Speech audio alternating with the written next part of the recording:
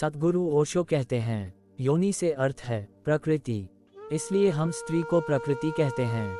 स्त्री शरीर देती है, वह प्रकृति की प्रतीक है। और कला का अर्थ है कर्ता का भाव।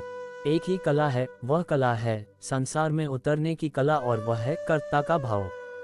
इन दो चीजों से मिलकर तुम्हारा शरीर निर्मित होता है, तुम्हारा कर्ता का भाव, तुम्हारा अहंकार और प्रकृति से मिला हुआ शरीर।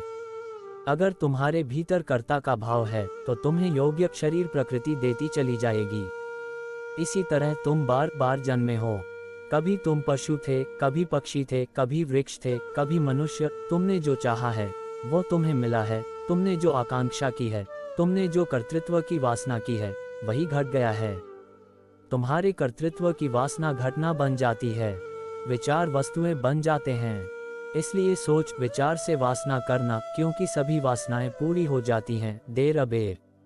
प्रकृति तो केवल शरीर देती है, कलाकार तो तुम ही हो, स्वयं को निर्माण करने वाले। अपने शरीर को तुमने ही बनाया है, यह कला का अर्थ है। कोई तुम्हें शरीर नहीं दे रहा है, तुम्हारी वासना ही निर्मित करती है। तुम जो भी हो वह तुम्हारा ही कृत्य है।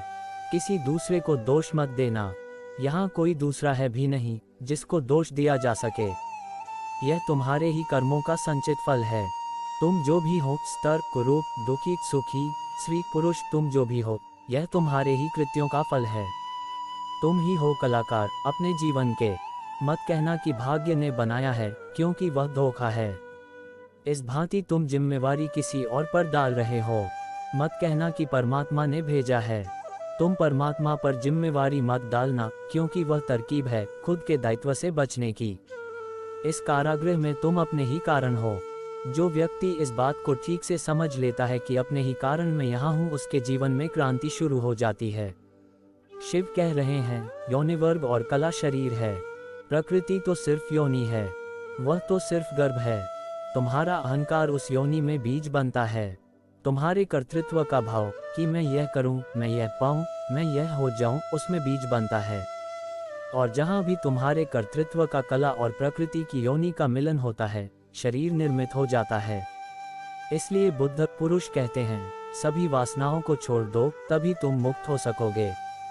तुमने अगर स्वर्ग की वासना की तो तुम देवता हो जाओगे, लेकिन वह भी मुक्ति ना होगी, क्योंकि वासनाओं से कभी भी अशरीर की स्थिति पैदा नहीं होती। सभी वासनाओं से शरीर निर्मित होती है। जब तक तुम निर्वासना को उपलब्ध नहीं होते, जब तक तृष्णा तुमने पूरी ही नहीं छोड़ दी, तब तक तुम नए शरीरों में भटकते रहोगे।